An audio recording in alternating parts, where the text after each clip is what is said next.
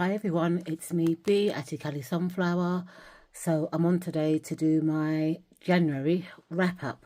This year, 2026, I intend to do a low buy kind of tarot year and concentrate on working with the decks that I already have. Even though I've got like a lot of Kickstarters coming in and pre-order Amazon coming in, I just intend to buy very few decks this year. Let's see if I can keep to my word. So let's have a look at my journal to begin with. This year, or for the month of January, I've been kind of working on my tarot journey. My tarot card for the year was Strength. I kind of documented the ruling planet of the Strength card, the RW symbolism in the Strength card. Talk about the zodiac sign for the Strength card. And I kind of journaled my keywords for Strength: Leo, counselling, mental health and courage. And then I found a little quote here which says, "Choose the gentle approach. It breaks down walls that forces cannot even touch." So in a nutshell, the Strength card is all about doing what needs to be done, even when it's challenging or creates intense fear. Then I kind of documented what my goals were for my Strength year. So I want to kind of master my emotions rather than letting them control me. And how I can do this is by doing breathing exercises when feeling overwhelmed. Physical exercise like strength training and acroaerobics to hopefully release endorphins to my brain, which in turn will evaluate my mood and promote happiness and well-being. I've also got to make self-care a priority so that I can build up resilience. And how I'm going to do this is by getting the correct sleep. And I put here at least 6 hours because that's my kind of time of sleep level that I need to be able to function. I'm going to go to the gym 3 times a week and I'm going to have a lot of me time. So I'm also going to confront my fears with courage by reflecting on positive actions, aspects of my life and showing gratitude. I'm also going to focus on what I am grateful for so that I can shift my mindset and reduce fear. I'm also going to challenge my thoughts of fear by evaluating the situation. So for example, if I'm in a situation where I feel kind of fearful or anxious, I sort of like look at what is the likelihood of this happening. Am I focusing on what is scenarios instead of present realities? Is there a different explanation for this situation? Then I also kind of journaled colours associated with the Strength card. So this is my own personal opinion. So for me, red, the Strength card colour, because it represents blood, fire, actions and intense emotions. And then black is all about elegance, formality, intelligence, power and sophistication. I link black with the premium strength. Deep blues represent quiet strength, and deep purples blend red energy and blue stability. Purple is associated with wisdom, creativity, royal power, ambition and luxury. Orange is to me the colour of courage, enthusiasm and vitality. It's often used to encourage action and represents positive action. Other colours include yellow for Leo and the sun.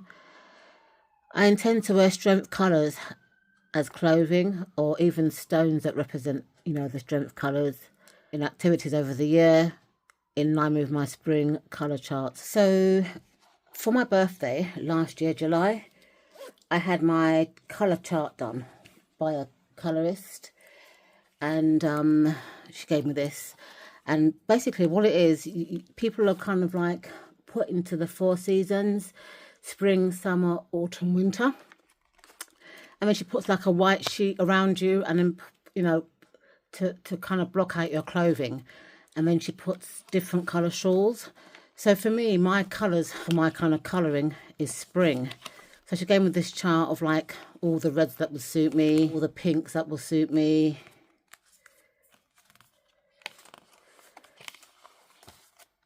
These are kind of oranges, because not all oranges suit me, but these ones kind of suit my skin colouring quite well.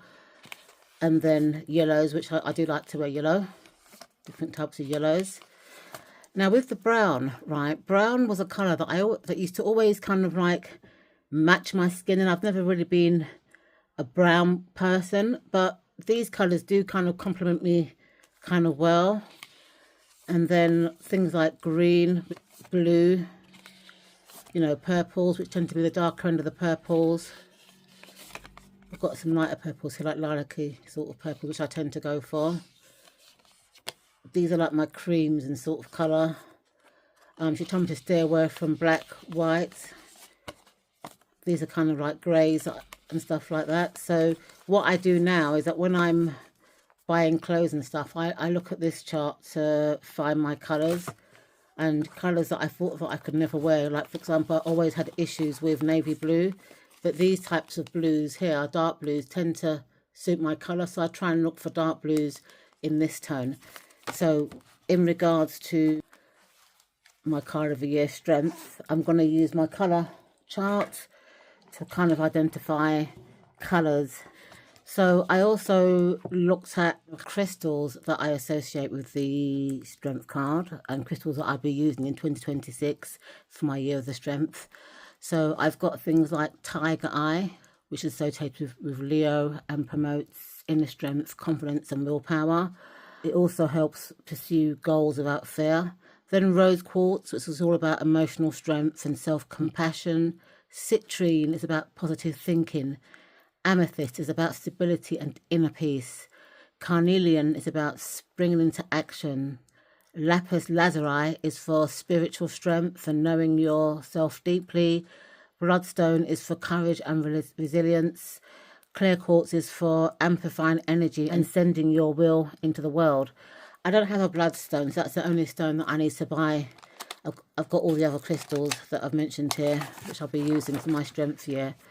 What about dolls that are kind of similar to the strength card? And for me, the Blythe doll is kind of very similar to strength, because strength represents bravery, compassion and power to tame one's inner wildness and fears. Blythe dolls as a customizable art doll are often used by their owners to express creativity and personal style. This expression can be seen as an internal manifestation of personal confidence and strife.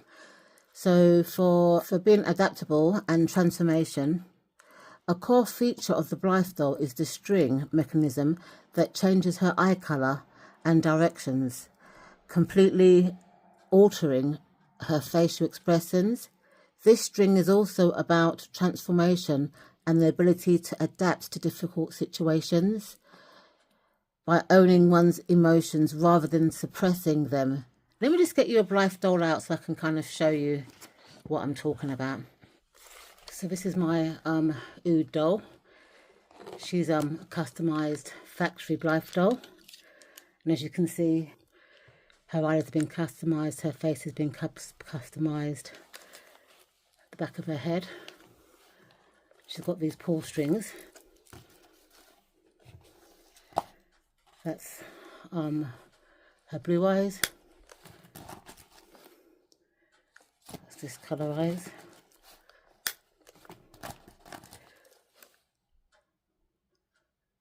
That's her side eyes, which I like that colour.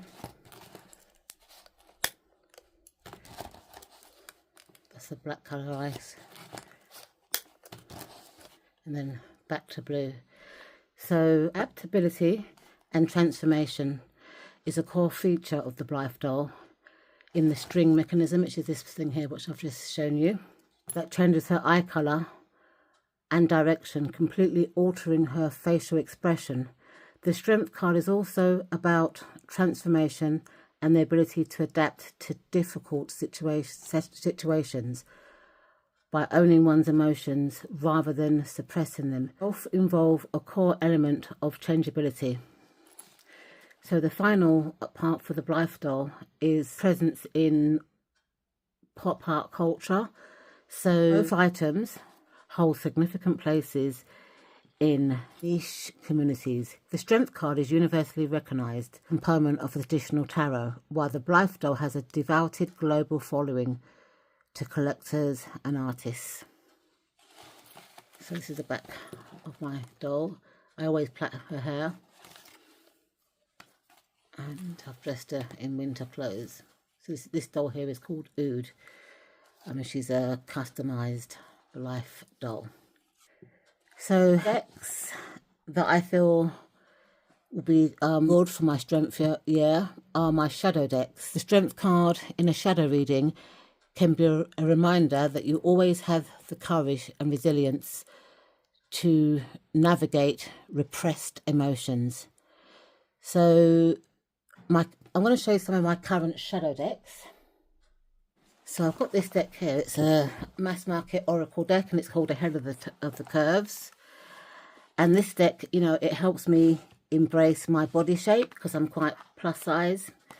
This card has like nice affirmations about plus size women. So skin, thank you for shedding and protecting me. I can be a good example to another woman about how to love their bodies. I don't let my mind bully my body. I make choices for my body rooted in love. I can have a tummy and still look yummy. I am learning to love and accept my body as it is, and I share my learnings with my loved ones. By choosing healthy over skinny, I am choosing self-love over self-judgment. I no longer have a dream body. My dream body is my body. I am not going to put my life on hold until I reach a certain body weight. Belly, thank you for holding in all my organs and helping me digest. Struggling with my body image doesn't make me bad or look weak. I am blessed with a strong, capable, healthy body. I will stand up for my hair and demand that others treat it with care and respect. So these cards I kind of like pull one a day just to give me like, not confidence, but it kind of gives you a nice affirmation, you know, to start your day off with. So this is one of my shadow decks, and it's called Ahead of the Curve. Another one of my tarot decks is called the Crow Tarot, which I left downstairs. That helped me face my problems about crows, because I have a really bad phobia with crows, and you know, that deck helped me to kind of overcome that. And then the Quiet Rebel Tarot by Lynn Furman reveals blunt truths and areas of my life which I've chosen not to address. My interview spread with this deck suggested that I may find some of my readings challenging. I may need to take regular breaks when working with this deck. Then I've got a deck called the Teddy Bear Tarot. Teddy bears symbolise nutrition and protection and inner child healing. I've also got Blythe Doll Tarot and Norman cards. I've got Herb and Crystal Tarot. So my herb tarot that I use is called the Herbal Tarot. This is the guidebook with it, which I really like. And this is the deck. I've had this deck for a very long time. The deck comes with like a little white book, but if you buy the guidebook separately, it gives you a lot more information. So for example, the Fool, it talks about the herb, which is ginseng, Pentax, Uranus. It talks about spiritual properties, the medicinal properties, and the dosage and preparation for the herb. And then it gives you like keywords, affirmations, and herbal allies. So this is a good, to me, shadow deck. It's falling to bits of the box, but the cards are quite nice. So the Five of Swords, the Ten of Swords, and it gives you the rim of the herb on top. The Emperor, Temperance. Justice is plantain, which is interesting. Death, which is elder houses. Kelp, which is the suspended person. The Seven of Swords is Wood's destiny. Pickling Ashbank is the Ten of Wands, or Ashback, sorry. So it's just like a Rider-Waite-Smith deck with herbs, and I like to use this book with it to get like a more in-depth reading. The crystal decks, this is my favourite crystal deck. It's called the Crystal Deck, 50 crystals and the healing.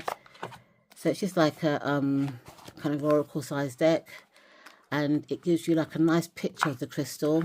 It talks about the colour, the appearance, the availability, and it's got keywords. Energizing, individual, prosperity and abundance. This is one of the stones which is part of my strength card, so I will use this deck quite a lot when I'm working with my strength card crystals.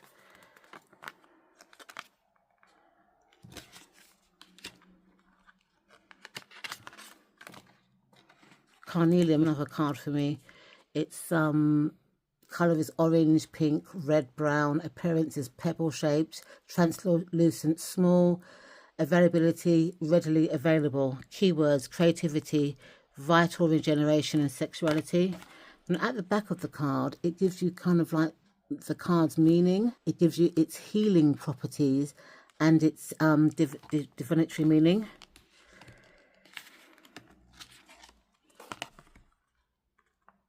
Danburite, colour pink, lilac, yellow and white. Appearance clear, all sizes, easily obtained. Keywords, angel guides, celebration, joy. And again, it gives you some more information at the back. Then you've got the diamond, Zillalite,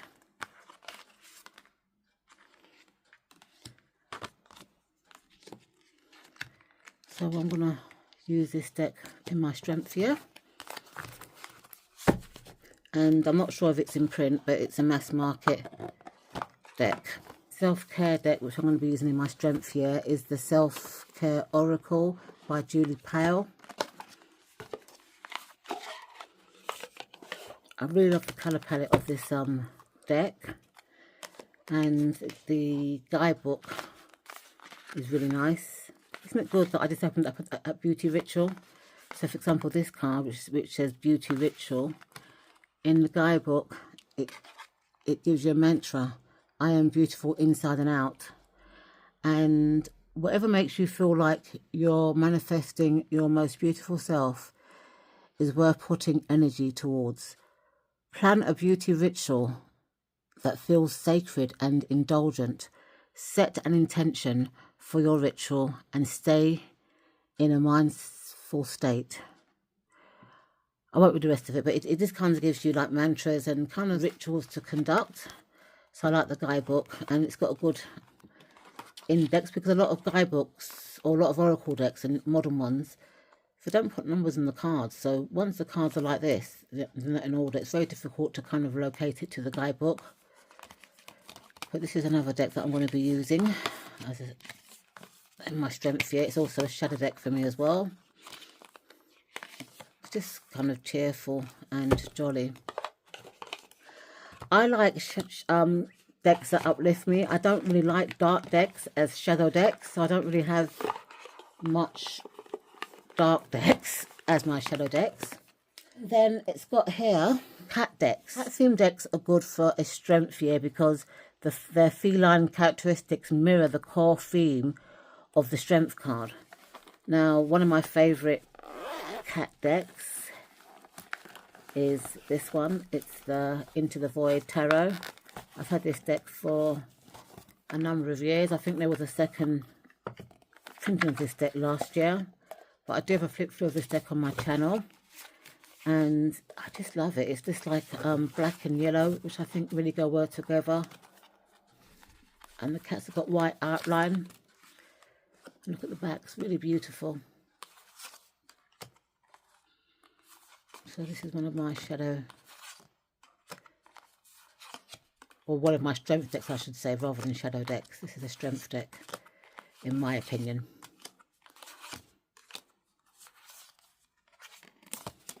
Oops, a daisy.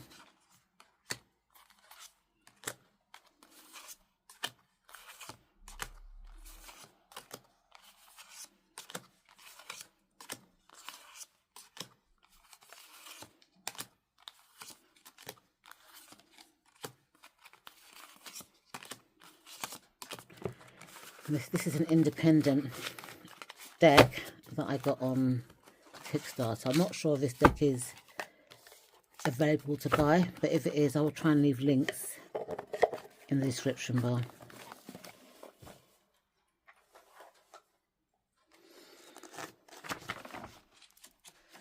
So I will show you very shortly decks and books that I received and bought for January. It actually totaled £178.54. Bearing in mind, some of them are bought with my Christmas money and some of them are pre-orders, but in total, the ones that I received this month totaled that price, which is £178.54, which is a lot of money when you think about it. So I also done my journal. I've got little tabs there. So for January, my card for the month was the Two of Cups. So in December, I done my 12 card spread, and I've been trying to journal each card. So for the month of January, my tarot card was the Two of Cups. I used red from this deck here, which is called the, let me just take it out.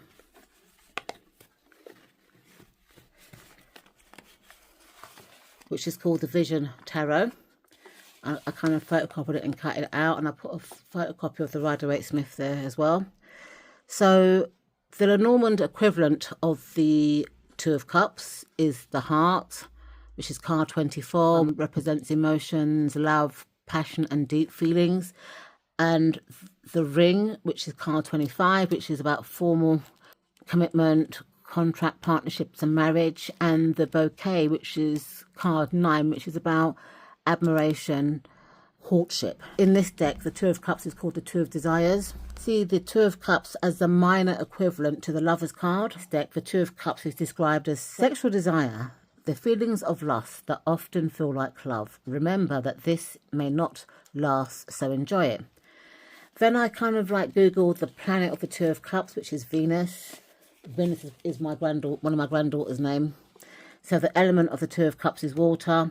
In a yes-no spread, the Two of Cups is usually yes. For health, it's all about Venus in Cancer, and that can indicate stomach, gastric problems and nausea. The Two of Cups in health speaks of how one absorbs love. Inability to absorb love can give you issues with the stomach. And then I kind of, because I got a bit tired, my monthly goals for the Two of Cups. So the Two of Cups as a monthly card signifies a month that is focused on harmonious connections, mutual attractions and deepening bonds. Also carries a warning to avoid codependency and allow individual growth within these unions. Key themes for the month are partnerships and unions. So this card also applies to powerful platonic friendships, family bonds or collaborative business ventures. So what to focus on is nurture bonds, invest quality time and shared experiences to strengthen time, see others' perspective, actively try to understand others' viewpoints to maintain harmony, health, balance, enjoy the intense connections, but ensure both individuals maintain their own identity and growth. If it's a shadow month for me, which is the Two of Cups reversed, it talks about codependency, getting lost in the others to the point of losing self, misaligned feelings. A connection might seem perfect but lack mutual investment. Overall, the Two of Cups suggests a month filled with beautiful bindings and blessed connections, inviting you to celebrate unity while staying grounded in healthy, balanced relationships. And then I spoke about the zodiac sign for the Two of Cups, which is Cancer. And I've put the date here, June the 21st to July the 21st. And Two of Cups represents the first decan in Cancer, which is ruled by Venus and the Moon. And it's all about connections, mutual attraction, partnerships and harmony. The element is water, and the crystals associated with the Two of Cups emphasize partnerships, emotional balance and deep connections. And the crystals are rose quartz for unconditional love, rhodonite for emotional healing and compassion. Pink sapphire for vulnerability and emotional growth. Mornagate, which is used to bring new love and strengthen existing bonds. Moonstone for emotional balance and harmony in relationships. And then I kind of writ down on the 31st, I wrote down how did my Two of Cups month go. And I've said here, funny enough, with regards to health, I have been having Two of Cups health-related issues such as stomach bloating, nausea and stomach pain. I had to have some honest communications around trying to understand other viewpoints to maintain harmony. In addition, I've had some strength experiences this month. Strength is my tarot card for the year. I've had to master my emotions rather than letting others control me. So the decks that I use for the month of January, the Vision Tarot by Angela Tubb, the Pocket Lenormand by Red Wheeler, and the Seasons of the Witch Winter Tarot by Lorraine Anderson. I did do a tarot spread an interview spread for the Misfits Diva. I haven't finished writing it up, but that deck is another shadow deck. I will probably show you the interview spread maybe in my February roundup. I want to show you the books and decks that I received, worked with and used in January. So I want to start off with books. So the first book I want to talk about is called We Cook Plants by Sarah Bentley, and she's a Made in Hackney chef, and it's for people for the planet with joy, and it's 100 global recipes. So this book was actually gifted to me by Sarah because she used my photograph in the book, which I'm trying to find out. Here it is. I don't know if you can see it. So that is me here. Because she used my photograph, she gave me this book as a gift. To a Boss a Day, Happy Cooking, Love Sarah, and the Made in Hackney Chefs. This is just a list of recipes of vegan food. I used to be a vegan, but I had to kind of stop because it wasn't working for me. I consider myself a flexitarian, which means that I eat plant food and meat, so I do still try and have a plant food diet when I can.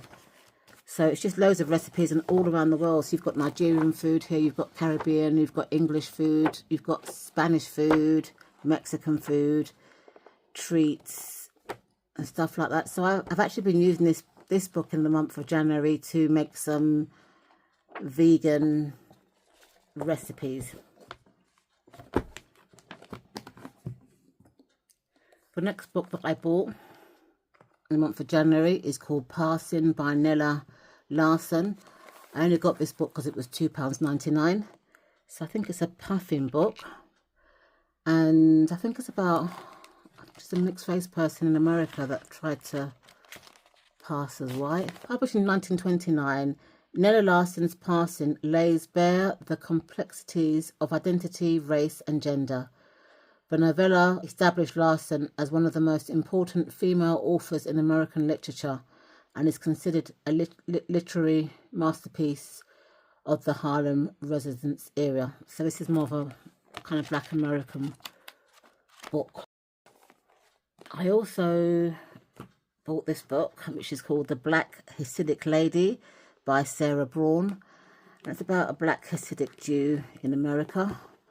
Driven by strength, resilience and boldness, nothing can hold back this fluent Yiddish-speaking Black Jewish-born Hasidic woman from what her heart fought out the most, a profound connection with her Jewish roots.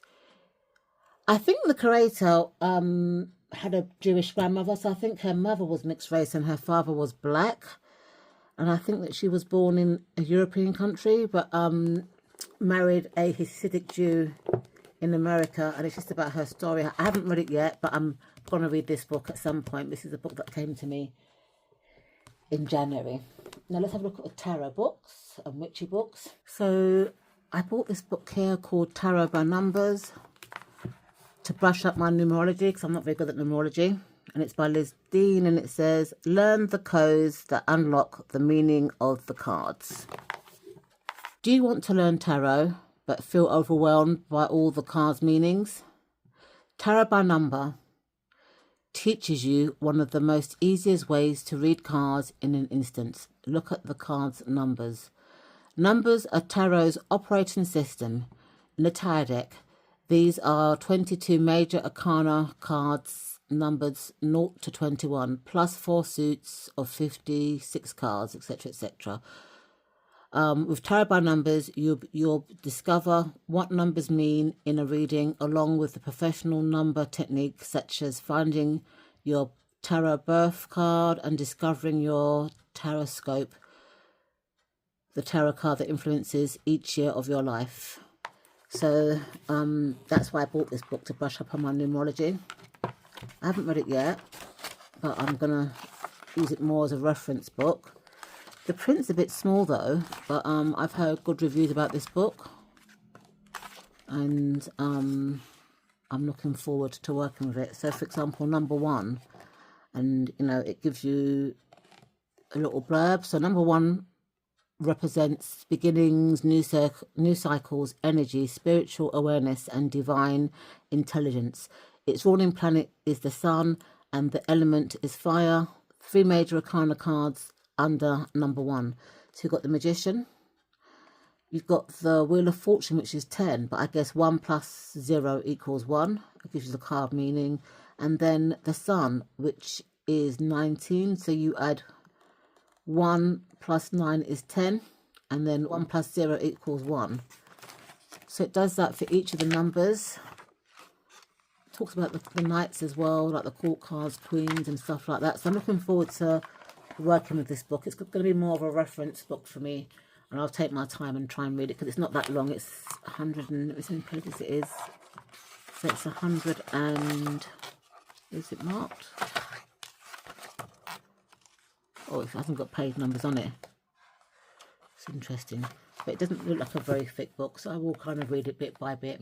And the final book that I received for the month of January is called The Lazy Witchcraft Guide to Shadow Work, only because I think the Strength card to me is all about working with my shadow as well. So it's got 75 prompts, spells and rituals for inner transformation, healing and self-care, and it's by Andrea Somaya. It's got inside, you'll find a complete shadow work primer and 40 journal prompts for exploring your shadow self, easy cleansing and protection rituals for emotion and energetic safety, simple accessible spells and tools to hone intuition, promotes inner healing, self-care rituals to support you before, during and after intense shadow work session, and lazy witch tips to keep things sustainable and supportive and grounding, and more. So I'm looking forward to kind of working with this deck, with this book I should say.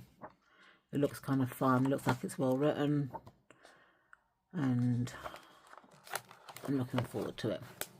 Let's have a look at the decks that I worked with for the month of January.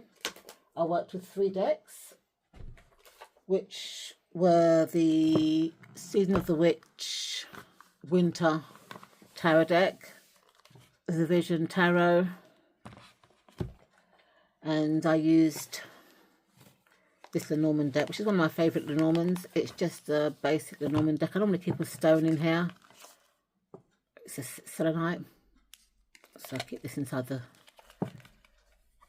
bag of this Lenormand. Let's have a look at the Lenormand deck. I'm sure you've seen this deck. It's a mass market deck. I'm not sure who... Oh, it's a Red Raw Publishing. But this deck is very clear. Let's pull this down a bit. So it's a very clear kind of Lenormand deck. You know, no fuss. And, you know, if it's laid out as a grand tableau or a 9-card spread, it's quite easy to identify, you know, what each card means. You can see this is clearly a stork. Card 18, which is normally the dog, you've got choice of 2 cards, which are a cat or a dog. The coffin, the bouquet. It's just a really clear, beautiful deck. This is another child. The man. You get 2 men. One man's even blind, so they're kind of promoting diversity. Got the woman. Another woman's kind of plus size. So I kind of like the subtle diversities in here. It's just a very nice deck. So I kind of used this deck on its own for January for readings, and I also used it to clarify the Vision Tarot, because I also find that for me that Lenormand gives quite predictive readings. So if I've done a tarot reading and it's not quite clear, I use this deck to kind of like clarify the meaning. So I also use this one here, which is the Vision Tarot by Angela Tubb, because for the month of January, I want to try, so not for the month of January, but for the year of 2026, I want to try and utilize decks that I've got on my shelf that are just sitting there collecting dust, and this is one of the decks. It comes with a little white book. It's an indie deck by an English creator or a UK creator. It kind of follows the Rider-Waite-Smith and it doesn't. Some of the archetype and suit names have been changed, and I just thought I'd read it because I just thought I need to, utilize this deck.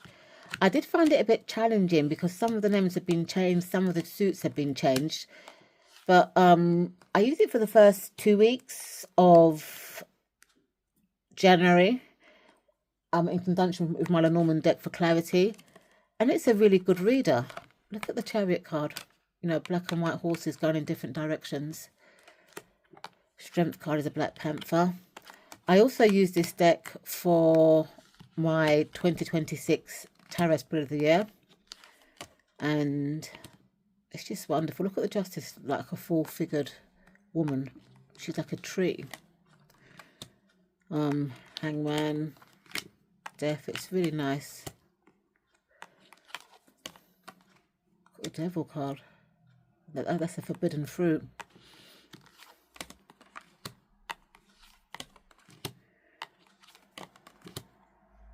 The Moon. The Sun card. It's a baby. Beautiful. Judgment has been changed to Transformation and the World. So for the suits, the wands were Action, and they had like a kind of like a reddish kind of background, which I like. I like it when cards are color coded.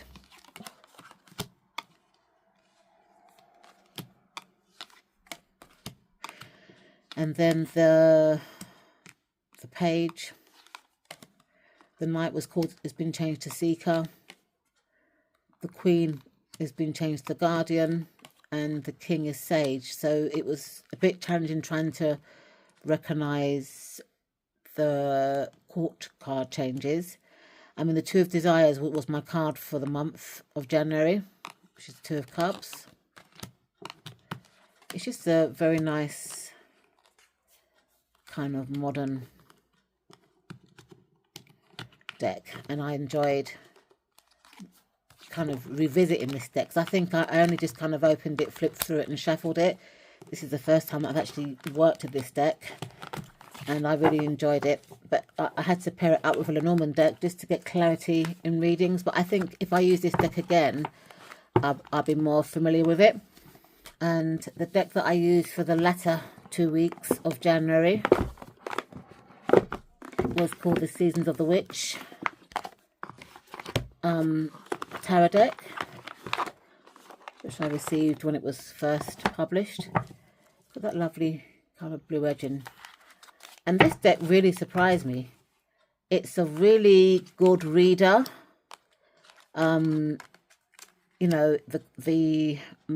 major cards have got the Winter in front of it, so the Winter Empress, the Winter Emperor, so it's quite difficult, so it's quite easy, I should say, to kind of navigate. Let's see what the court cards are saying. I think the court cards were the same as the regular RWS, but it's just like a very deep deck. Can be quite cold at times, quite blunt, but it's a really nice deck. So again, the court cards have been changed. So the Apprentice is the Page, the Initiate is the Knight, The Astrian is the queen and the master is the king. And for each kind of major card, so each kind of minor card, you've got the suit hit, you know, there, so you know which card it is. That's the swords. And the pentacles for the pentacle suit. So it's a really nice deck, and I enjoyed using it for the month of January. So next is decks that I received in the month of January. So let's start off with Kickstarter. So I got the Misfit Diva Orocra Spectacular Oracle deck by Lynn Furman, which is one of my favourite creators. I've also got the guidebook that goes with it, so you can buy the guidebook for this deck on Amazon. I have done a flip through of this deck. So, and I have done my interview spread as well. So I have kind of shuffled the deck and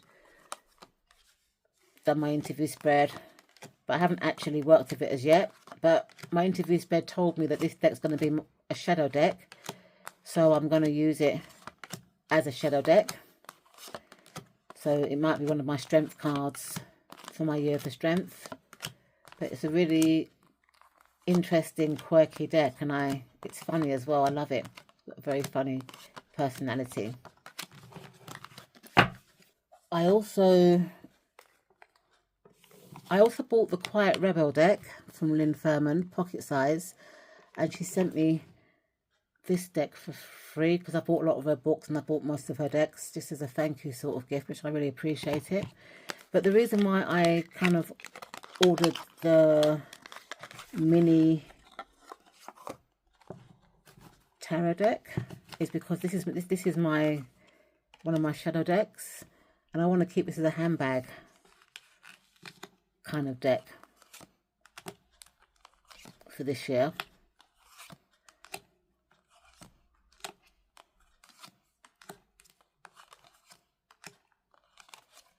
I think currently for the month of January, I did have a handbag deck, but I've left it in the other room.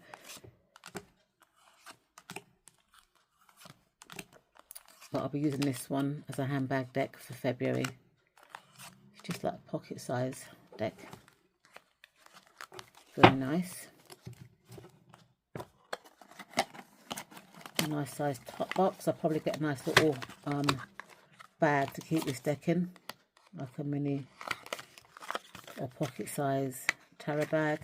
And this is the mini version of the Misfit deck. Okay, so let's talk about decks that I spent with my Christmas money. So the first deck is called the Lineage of Change Tarot. Oops, it's been scuffed. I actually got this from Amazon. It comes with this magnetic box that you lift up, and it's got a two-part thing, and it's got here God is Change.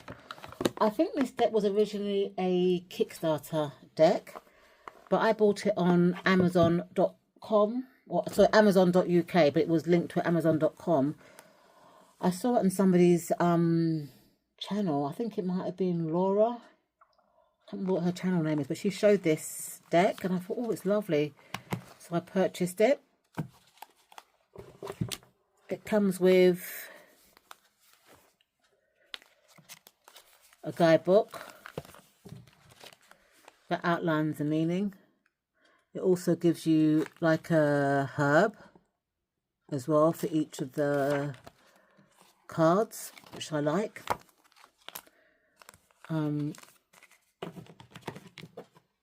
The cards have got like gold edging, which they're kind of scuffing a bit, which is not good. The feel is like buttery, and I think it was made by several artists. I haven't actually used this deck yet. I've just flipped through it to make sure that they're all in the right order. But it's a deck that I will be using this year because, as I said before, each month I tend to work with decks that I haven't used, and this would be one of them. But it's a really nice deck. I think it was like £54, which is quite expensive for a mass market deck. But I guess it is an indie deck, a Kickstarter deck. That it was $54, I think, or £54 equivalent when it was going on Kickstarter. So I guess that, you know, I paid the Kickstarter price and no other prices, because this was free delivery from the States. Because that's what happens sometimes with Amazon.uk. You know, sometimes you can buy decks from Amazon.com and it's free shipping. So this is like a kind of like a collage deck, and it's really nice.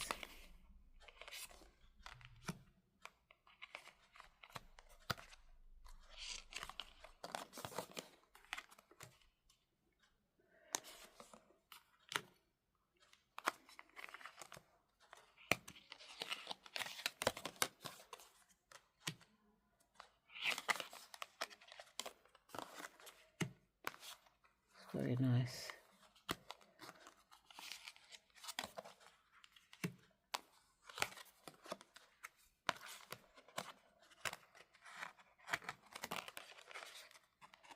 Oxidating. The miners are kind of like pippish, but I want to see how this goes. I'm not very happy with the kind of chipping at the side. I don't know if it's clear on camera, but it's okay. So this is the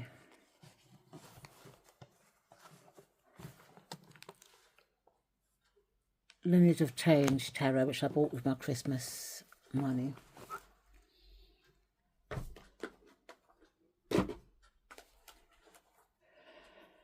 The next deck that I got, it was called the Fairy Tale Tarot. I bought this from Oneness Emporium. I was a bit upset about this because this deck was on sale, yeah. So I bought it because it was reduced to a good price, and then it came to me like unsealed, and the receipt said open. I think this was a deck that was shown on one of Simon's Spotlight channel, but this wasn't the only deck that was available. So I would have preferred it if she had given me a sealed tarot deck. So I like to unseal my tarot decks myself, but it is what it is. So I haven't used this deck. I just kind of pull it in order. So the Scarabell deck, kind of Rider-Waite-Smith inspired.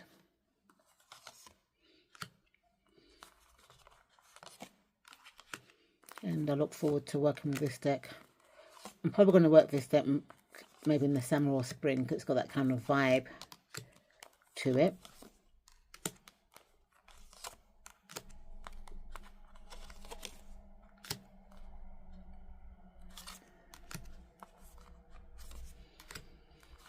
It's got a lot of angels, and look at that devil card. It's beautiful.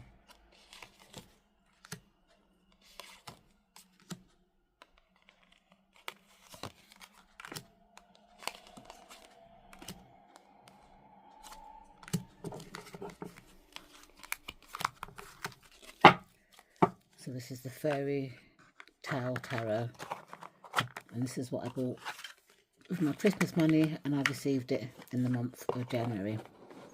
So the next deck that I received in January is called the Grimm Tales Tarot by Fiona Edgeworth. I haven't even opened up this deck yet.